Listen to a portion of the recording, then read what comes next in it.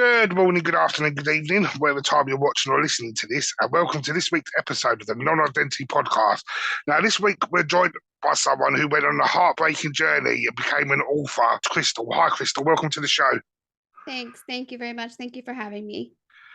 Before we get into your story, can you just explain to people who you are and where you grew up and stuff? Yeah, so my name is Crystal. I grew up on the East Coast of the United States. I come from a small town in the middle of nowhere in West Virginia. And about 7 years ago, I was a travel nurse, and my husband and I landed 4,000 miles on the opposite side of the country and relocated to Alaska. Was in Fairbanks for a while, and now I'm in Sitka. He's pastoring a church, so we're working together as a team for that, and just enjoying everything that is everything that's Alaska. It's about to be spring, so we're doing a lot more things outside, and really excited to be here. Yeah, so you went on a 14-year journey um, to try and have a baby. Can you Mhm. explain to everyone what that journey was and what the process was? So my husband and I, pretty soon after we decided that we were gonna get married and spend our lives together, like most young couples, we started family planning, and we knew that we didn't want to wait. I had been on birth control before, and it really wrecked my health, and so we had kind of had that conversation that we weren't going to take any preventative measures and just kind of see what happened. We knew from experience with others that it could take a while, so we weren't really in a hurry, but okay if it happened. Um, but quickly in, we knew that we were going to have some struggles. I have some health issues. I was born with septo-optic dysplasia, which I didn't know at the time, but it's a congenital defect, happens in the womb. So before I was even born, when my body was growing, it affects my pituitary, which affects my reproductive hormones. So quickly into our marriage, about a few months in, I decided that I was going to go get everything checked out, make sure that I was okay and that we were on track. And all of my test results came back pretty very, very, very abnormal. In fact, some of the reproductive hormones came back almost non-existent. And despite having many um, different medications to try to correct the imbalance, we weren't really able to see results.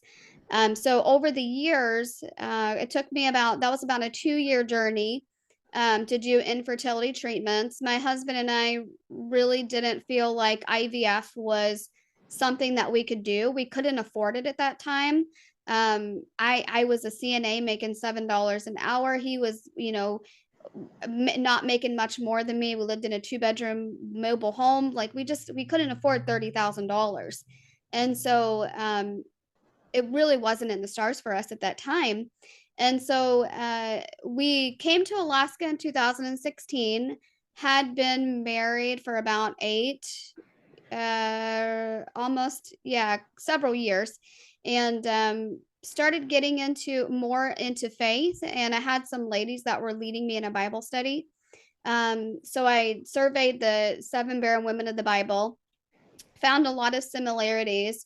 But we kind of decided that we weren't going to take any medical intervention. Every provider that I saw told me this was not going to happen unless you did IVF. Or you can always adopt. Everybody wants to throw that out there. You can always adopt. But for me, this journey to want to be a mother, this journey to have a child was the full experience. I wanted that joy of conception and telling my husband that we were expecting. I wanted the feeling, the movements of the baby inside of me. I wanted that full experience. And from a very young girl, about 5 years of age, I remember dreaming of what it was going to be like to be a mom. I had a huge family. My mom is one of seven, and my dad is one of nine. I had like 20 couple cousins that were close relatives. My grandmother pretty much babysat and raised all of us. So we grew up as brothers and sisters. I always had a baby that I was caring for, and I just couldn't wait for that to be us. Didn't know that 2 year journey was going to end up being 14, 15 years. As you said, you started becoming religious. How did that journey sort of test your faith? Because I'll be open with you, I'm not religious. Right. But how was that testing your faith? Because you wanted this so badly and it wasn't happening. Yeah, absolutely. So it's actually a really beautiful thing. I was in a really desperate time in my life because when we came to Alaska, I was in my 30s, and so people were basically, instead of asking me when are you and Joey going to have kids, they were changing those questions to be comments like, "Man, Crystal, I don't really understand how a loving God could withhold this from you when there's so many children growing up in families with abuse." And if I'm honest, I asked myself the same question multiple times over the years. And I was just in a really dark place. I was very depressed. Most of my providers were basically telling me I was too old to even start trying, that I needed to consider adoption. And that wasn't something that my husband really felt like he could do. He didn't feel, I don't know if it was that he felt he couldn't connect with the child or what. He just didn't feel like that's was right for us. And so um all of the options pretty much led to nowhere. And so I met a friend that I was working with, and she kept inviting me to church. And I made every excuse known to man not to go. I wasn't in church. I grew up in church, but had decided as a teenager that wasn't for me and just decided not to go. She persisted, and I'm thankful that she did. And so I did end up going to church, felt the presence of God for the very first time in my life. But she led me on this Bible study, so I started reading the Bible, and I noticed that it wasn't just stories of like Jonah and the whale and Noah and the ark. Like there were actually accounts of historical people that archaeologists have proved have existed, and some of these women went through what I'm going through, so I related to them on a very personal level. And so over the years, I'd gone to church events, and someone would speak to me, someone that didn't know my story, didn't know my husband and I had struggled for this many years to have a baby. And they would just come up to me in the middle of nowhere and say, "God just told me that, I really feel like God told me that you're going to have a child." And I was just like, who are these people? I'd never met them before. They didn't know my story.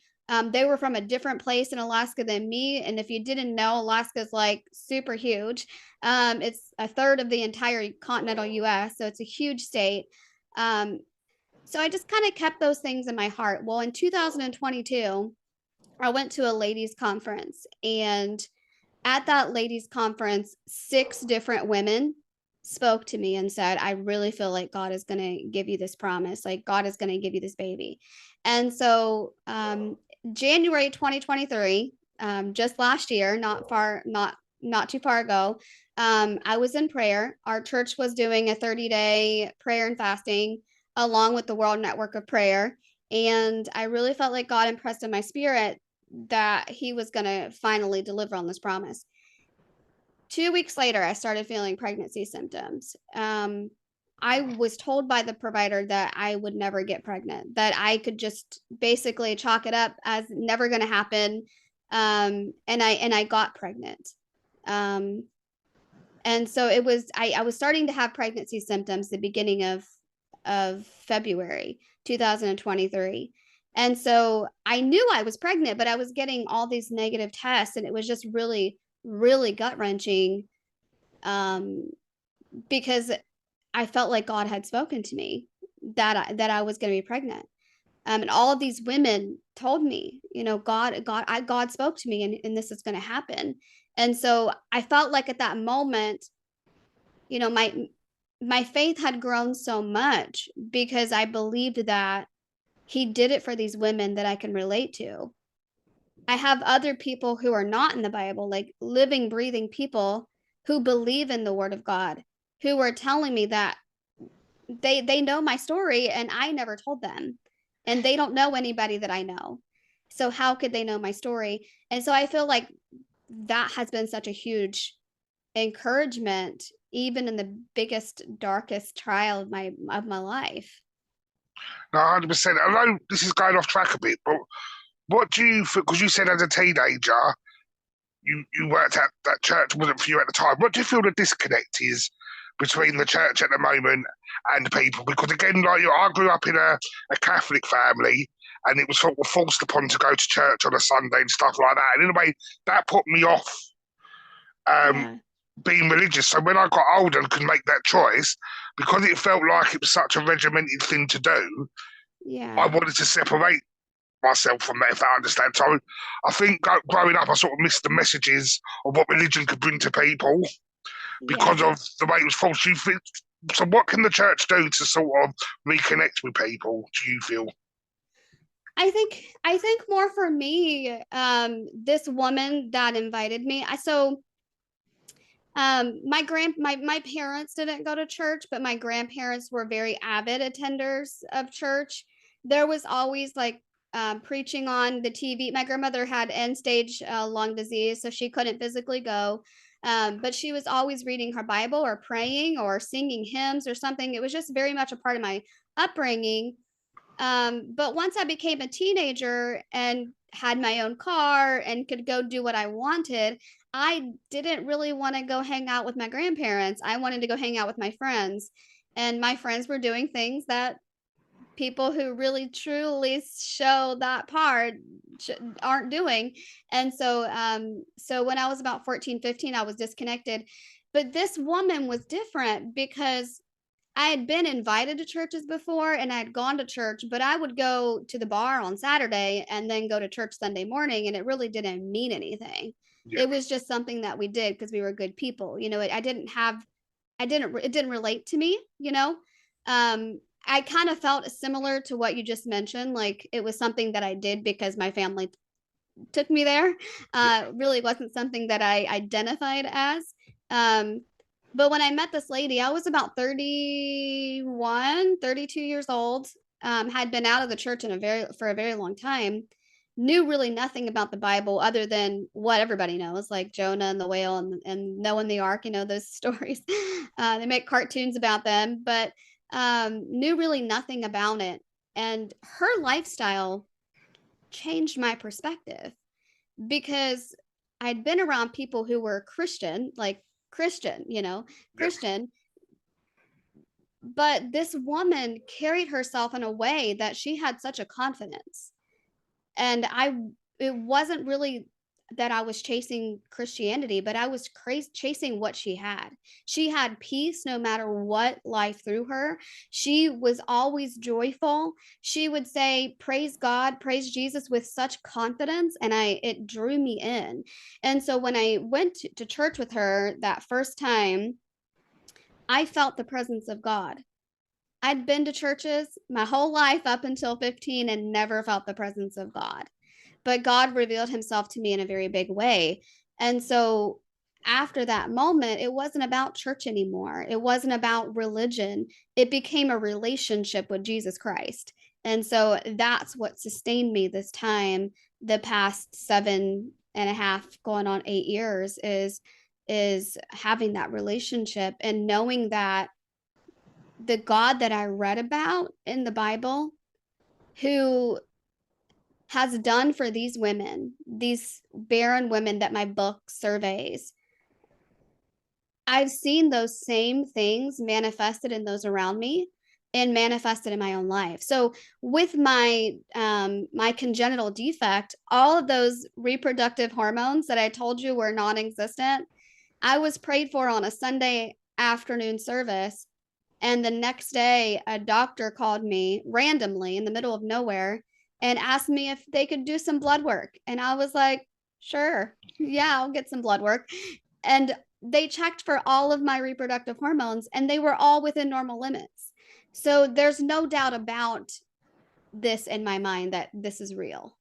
And I think that, the first 7 years of infertility, not having this peace, not having this relationship, were the darkest years of my life. And that's what my book represents. In my book, I really want to connect people and just show them that there's hope. Like you don't have to live in darkness. You don't have to live in pain and agony. Like this can be a beautiful journey. It's been a beautiful journey. It's been difficult. It's been hard. It's gut wrenching. I have difficult days, but it's beautiful when you look back on it. And when you realised, like you said, and you had that relationship with God, how do you know? Because I spoke to a guest before who he grew up in the gangs in the Bronx in New York. He done a lot of terrible things, and he said what happened was he pistol whipped this guy that he was trying to rob, and the guy just stood back, all with a bleeding nose and that, just looked at him and said, "May God bless you." And he said later on, when he was in his prison cell, facing 45 years in prison, that was just going around in his head, "May God bless you, may God bless you." And all of a sudden, he said he just had this feeling, dropped to his knees crying. And from then on, he had that relationship with God. He now works in Indianapolis for a church called Victory in the City, and he helps build communities with young people. So he tries to help build the communities that he was trying to once destroy. So he said that sort of came to him then. How do you know when you've had that moment with God, when God's opened himself to you and you've opened yourself up to God? So before we moved to Alaska, I was in a very dark spot. I was very depressed. I had lost my job. My husband and I were not in the church. My husband's a pastor now. He's a wonderful man of God. We were not in the church at the time. We were not living a godly life.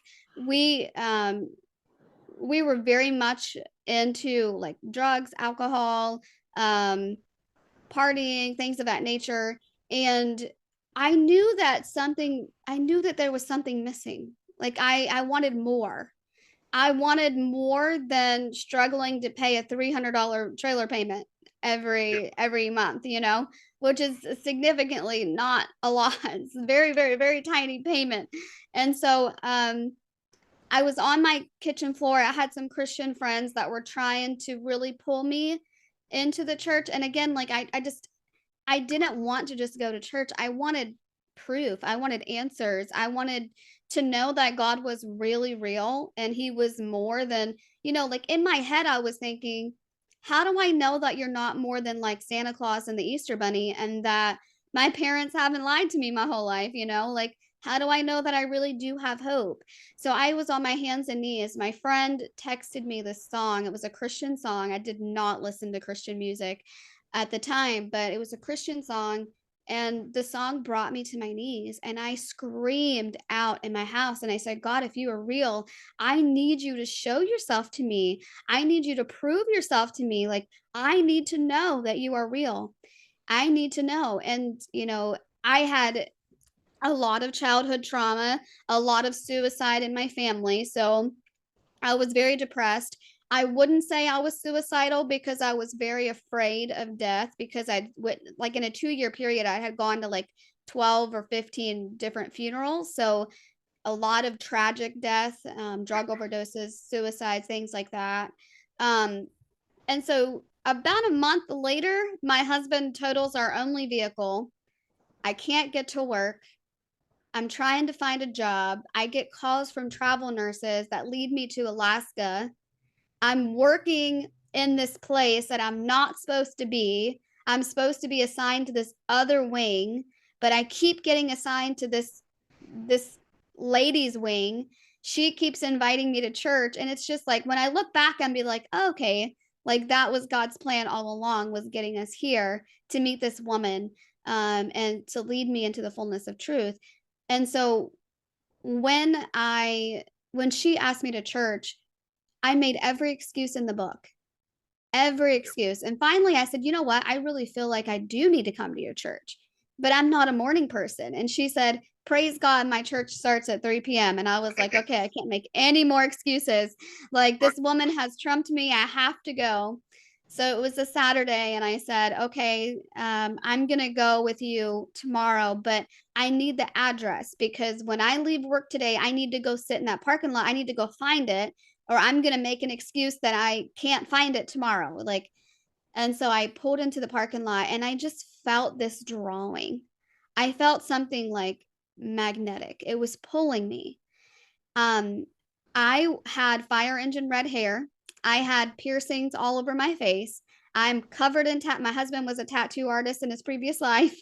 So I have tattoos everywhere, and some of them are a little vulgar. And so I wasn't accepted when I walked into a church. And so when I walked into this church, my hot mess self, I call myself now, I felt nothing but love. And it brought me to tears. It was overwhelming. I was accepted by everyone. I didn't look like them. I had a sailor's mouth. I dropped every word. The F bomb was like every third word in my vocabulary. But they took me in, and I felt the presence of God. And I left that place feeling home. I left that place feeling peace. And so from that moment, I've never looked back. I've attended every church service that I can. And it's not about church. It's not about the building. It's about for me, it's about getting in the presence of God and being around people of God that can help me to be a better version of myself. No, I totally get that, because that's one good thing I do like about religion. If it's done correctly, it's the sense of community and acceptance. That's the side I like. But then obviously we've got anywhere all over the world, there's corrupt people all over the place. These powerful people use religion as a weapon, not what it's intended to. But when you speak to people like yourself, the guest I had on previously, my father-in-law in Indianapolis, he's very religious, and I always get the sense of the community and the acceptance, and along with the message when I speak to these people, and that's the side of it. I think as a humanity, even if you're religious or not, that's how we need to be with each other, because we're all one race and we're all human beings, and we all need to be acceptant of each other. Going back to your journey, was it in 2023 that you miscarried, or was that before? It was 2023. So And how did you deal with that? Because we miscarried in 2019. So yeah. I feel Yeah. not your pain's a hard word to say, but I feel your emotion, because of we're 4 years on and it's still very raw. Oh yeah. Yeah. I very much believe that life starts at conception. Yeah, And same that's here. biblical truth too. And so there was a life inside of me, and that life is no longer living, and I grieve that. Yeah. I have to be careful because I can feel myself getting choked up right now, Apologies. but no, it's fine. This is what we're here talking about, so it's fine. Um, you know, I would say that had I had a miscarriage before this journey, it might actually have been easier. I might have been able to chalk it up as something that happens. Yeah, But if you remember what I said, I was in prayer. We were doing a 31-day church-wide fast for the month of January, and and God spoke to me and said, the things that I spoke to you about in 2022, I will bring to pass in 2023. And so I looked down, and the World Network of Prayer theme for the prayer and fasting that aligned with our church's prayer and fasting was open. And the scripture was Matthew 21:22. And whatsoever you shall ask in prayer, believing, ye shall receive. And I said, okay, God, I challenge you, because I know that you're faithful, and I know that your word is true. You've proved that to me these past 7 years. I've seen it in my own life. I've seen your hand move. I have a documented medical miracle that doctors cannot explain how this happened other than God. And so I know that he is real. I know what his power is. I know that his word is true. I've seen it manifested in my life. I'm praying for an open womb, God. I'm going to see. So 2 weeks later, I start feeling nauseous. I start feeling tired. People were making comments like, your skin is just glowing. You just look different. And I'm like, I'm so tired, um, completely famished, so thirsty. Like, I was having all of these weird symptoms. And so I took a pregnancy test around the 10th or 12th of February. And so about 2 weeks later, and it was negative. So I was like, okay, I'm going on with my life. And then about 10 days later, or 10 or 12 days later, I'm on my way to a conference, a church conference. My husband's a minister, so it was a ministerial conference. And I just really, like, my symptoms were becoming more pronounced. I just really, something inside of me thought that I was pregnant. People were making comments, asking me if I was pregnant. And that was really hard because I wanted to be pregnant and I was getting negative tests. So that was hard in itself. I'm like, please stop asking me. Like, you don't know what I'm going through. Um, but finally, on March 10th of 2023, so last year, March 10th, um, I had dreams that I had this baby boy, toddler boy that had blonde hair and blue eyes. Um, I had this really awesome thing happen. I don't know how much time we have, Lee, but it's in my book, but it's a really awesome thing that happened that, I had these little boys running around me, and the father called out the name Judah. And I just thought, like, if I ever have a boy, I'm going to name my son's name Judah. And the lady that was at church with me that day said, Judah means praise. And I was like, that's interesting. So anyway, on the 10th of March, I was having dreams about this kid. So I was like, well, I hadn't taken a test in about 2 weeks, so I'm going to test. So I tested and I had 2 pink lines for the first time in my entire life. I had never, ever, ever seen that before. I'd taken probably hundreds, if not thousands, of pregnancy tests, never seen 2 pink lines, indicating a positive. I was completely floored. We really thought this was the hand of God. I know still in my spirit was the hand of God. So we didn't wait to tell people. We shouted it from the rooftops. People at work knew. If I met strangers on the street, I would tell them what God had done. This was a miracle. But about 2 weeks later, I started having some complications, and I estimated to be about 7 or 8 weeks pregnant at this time. So I was having some complications. Don't want to get too graphic, but I started some bleeding, some light bleeding, and some other things. And so I went to the obstetrician. She drew some blood work, did an ultrasound that was showing I was 5 weeks, no heartbeat. She told me that it could be too early to see a heartbeat at that time, so we did another ultrasound a week later, and I had miscarried. That completely shook me because I know my God to be faithful. So I had about a month where I was just in the worst grief I've ever imagined in my entire life.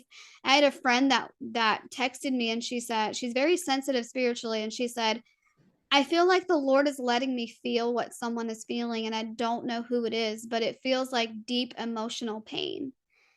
And I said, that's exactly what I'm feeling. I'm feeling deep emotional pain. And for about a week, my closest friends were able to comfort me. But after that, there's nothing more to say. Like, what do you say? The rest of the world is moving on. They're going back to work. They're living their lives.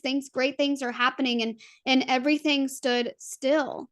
And not only am I grieving a miscarriage, but I'm grieving an enormous fracture of my faith. Like, my God is faithful. His word is true.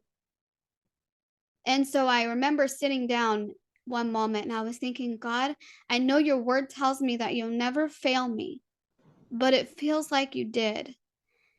And so the words of Job rang in my mind. Though he slay me, yet will I trust in him. And God blessed Job double what he had provided previously. And so I made up my mind. I had a thought that crossed my mind right there. I could walk away. I could completely walk away from my faith and justify it. I could be angry with God and justify it. But my life's not going to be better. It's not going to bring back my baby. So I chose at that moment, God, I'm going to trust that you have a plan and you have a purpose. So I went to a ladies conference, which was 1 year after the ladies conference I went to in 2022, when the 6 ladies, told me the same thing, that God was going to give me a baby. And I said, okay, God, I need you to speak to me. I need to know what your plan is. I need to know that this is still a promise from you. I need encouragement. This is still very much a desire. And I'm choosing to live for you. Like, I need you to prove yourself to me in this. And one of the speakers spoke a message on the Shulamite woman, which I speak of in my book. And she said, there's no such thing as a dead promise when it's with God involved. And so the Shulamite woman, for those that don't know the biblical story, she was a barren woman. She was infertile. I speak of more detail in my book, but she's a barren woman, and she was doing some kind things for some men of God that would come by and commune with them in their community. And the man of God wanted to bless this woman, and the woman was barren. And so he told the woman, you're going to have a child, you're going to conceive a son. And the woman was like, nope, I didn't ask for this. Like, excuse me, don't do this to me. Don't get my hopes up. Like, come on, it's been a long time. I've dealt with this all my life. Like, it's hard to believe. But she conceived a son. Well, when that son was still a child, he had a very serious illness and died in her lap. And she took the child and laid it on the man of God's bed, ran to the man of God. The husband was like, is everything okay? And she was like, it is well. Like, she actually said shalom, like peace. And so the child was revived, and the child grew, and her promise was revived. So anyway, this lady was telling the story of the Shulamite woman, and she said there's no such thing as a dead promise. Again, that woman did not know my story. I'd never met her before. She didn't know me from Adam or Eve. Like, I was just some random person to her. She had no clue that I was in the audience. She was speaking this to other women. So it wasn't directed toward me. That the next weekend, I was like feeling this drawing that I needed to get back to Bible study, not specifically about fertility, but just like communion with God. I needed to get things right. And I needed to figure this out with my how I feel about my faith. So I was cleaning out some files on my computer and came across my 7-year Bible study on the barren women of the Bible, and realized this is a perfect outline for a book. So I decided at that moment I was going to actually finish writing this book. As I was filling in the pieces of those women's stories, I felt so much encouragement. And it was healing. It was incredibly healing to tell my own story and to tell their stories to women that probably will never know their story. Women that don't know the Bible, anybody, even if they do. And so it was just a really incredible process. It was a really incredible process. So my goal was that my book would publish on March 10th. That was my the day I found out I was pregnant. It published a few days later on March 14th, but super exciting journey now looking back at it.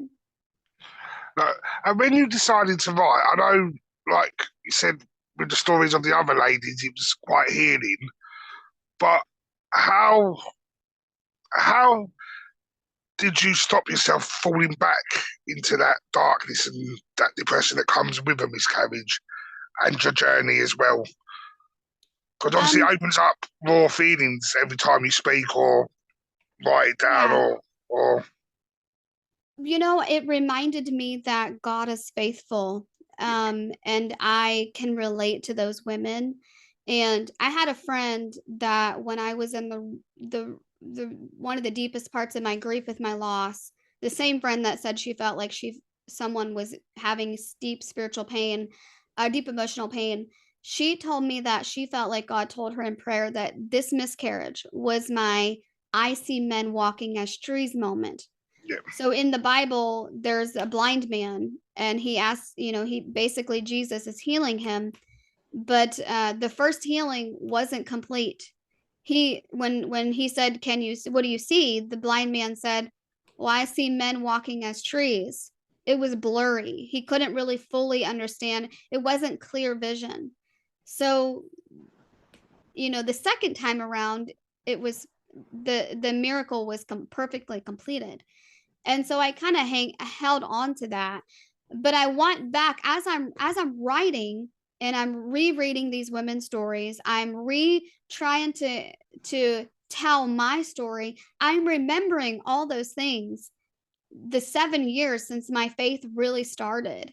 my true relationship with God myself, not living off my family's relationship with him and it just purely being religion, but like my personal relationship developing with Jesus Christ.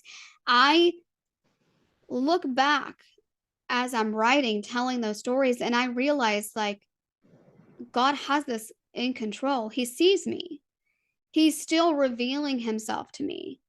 I'll be thinking of it. I'll be thinking of my story, and then there'll be a scripture that pops up.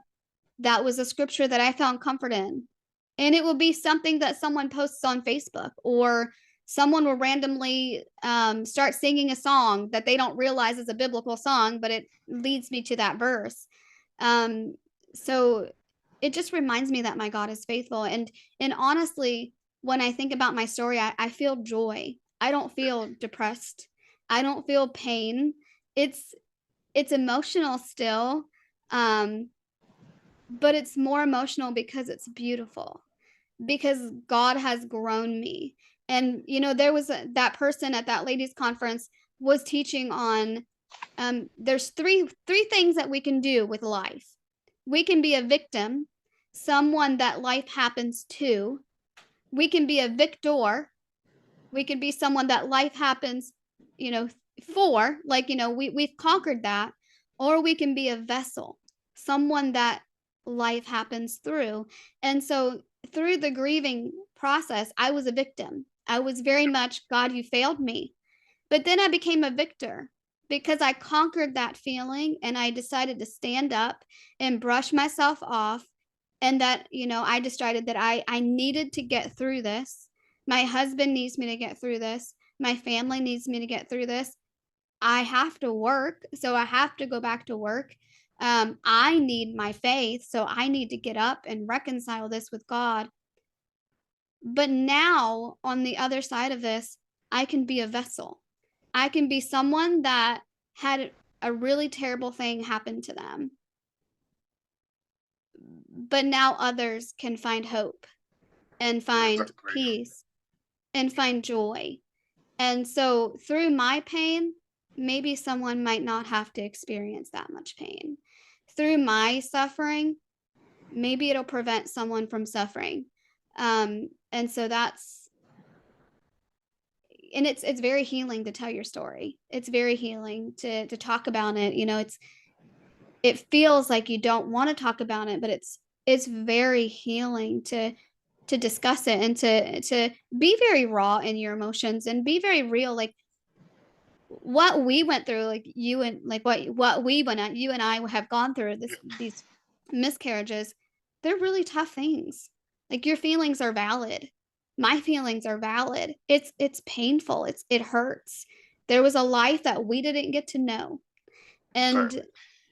But God can use that for our good and for the good of others too.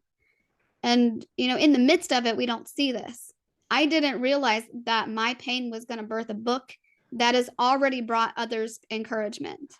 Like the people that have read my book so far, it's not been published for very long, but the accounts that I have heard is just even women who haven't gone through infertility have told me, like, I read the book because you wrote it and I know you, but like you ministered to me.